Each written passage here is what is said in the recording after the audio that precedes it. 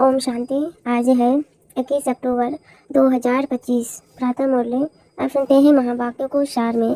मुरली का सार है, मीठे बच्चे सवेरे सवेरे उठ बाबा से मीठी मीठी बातें करो। विचार सागर मंथन करने के लिए सवेरे का टाइम बहुत अच्छा है। प्रश्न है, भक्त भी भगवान को सर्वशक्तिवान कहते और तुम बच्चे भी, लेकिन दोनों में अंतर क्या है?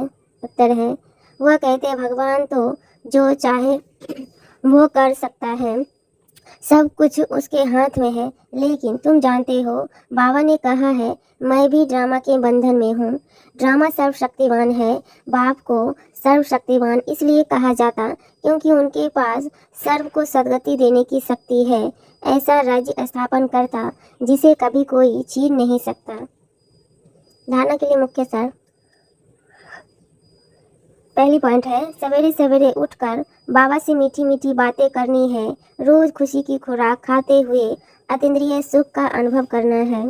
दूसरी पॉइंट है, सत्युग की राजधानी स्थापन करने में बाप का पूरा मददगार बनने के लिए पावन बनना है।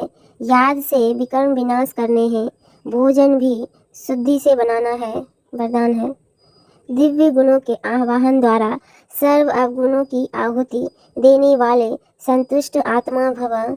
दिव्य गुणों के आवाहन द्वारा सर्व अवगुणों की आहुति देने वाले संतुष्ट आत्मा भव। डिटेल है, जैसे दीपावली पर विशेष सफाई और कमाई का ध्यान रखते हैं, ऐसे आप भी सब प्रकार की सफाई और कमाई का लक्ष्य रख संतुष्ट आत्मा बनो। संतुष्टता द्वारा ही सर्व दिव्य गुणों का आवाहन कर सकेंगे। फिर अवगुणों की आहुति स्वतः हो जाएगी। अंदर जो कमजोरियां, कमियां, निर्बलता, कोमलता रही हुई है, उन्हें समाप्त कर अब नया खाता शुरू करो और नए संस्कारों के नए वस्त्र धारण कर सच्ची दीपावली मनाओ। स्लोगन, सम्मान की सीट पर सदा सेट रहना है तो दृढ़ संकल्प की बेल्ट अच्छी तरह से बांध लो। सम्मान की सीट पर सदा सेट रहना है तो दृढ़ संकल्प की बेल्ट अच्छी तरह से बांध लो। अब है माताश्री जी की अनमोल महावाक्य। इस अविनाशी ईश्वरीय ज्ञान प्राप्त करने के लिए कोई भी भाषा सीखनी नहीं पड़ती। डिटेल है, अपना जो ईश्वरीय ज्ञान है वो बड़ा ही सहज और मीठा है। इससे जन्म जन्मांतर के लिए कमाई होती है। जन्म जन्मांतर के लिए कमाई जमा होती है। यह ज्ञान इतना सहज है जो कोई भी महान आत्मा, अहिल्या जैसी पत्थर बुद्धि, कोई भी धर्म वाला बालक से लेकर वृद्ध तक कोई भी प्राप्त कर सकता है। देखो, इतना सहज होते भी दुनिया वाले इस ज्ञान को बहुत भारी समझते हैं। कोई समझते हैं जब हम बहुत वेद शास्त्र उपनिषद पढ़कर बड़े बड़े विद्वान बने, उसके लिए फिर भाषा सीखनी पड़े, बहुत हठ योग करे तब ही प्राप्ति हो सकेगी। लेकिन यह तो हम अपने अनुभव से जान चुके हैं कि यह ज्ञान बड़ा ही सहज और सरल है, क्योंकि स्वयं परमात्मा पढ़ा रहा है। इसमें ना कोई हठ क्रिया, न जप तप, न शास्त्रवादी पंडित बनना, न कोई इसके लिए संस्कृत भाषा सीखने की जरूरत है। यह तो नेचुरल आत्मा को अपने परमपिता परमात्मा के साथ योग लगाना है। भले कोई इस ज्ञान को न भी धारण कर सके तो भी सिर्फ योग से भी बहुत फायदा होगा।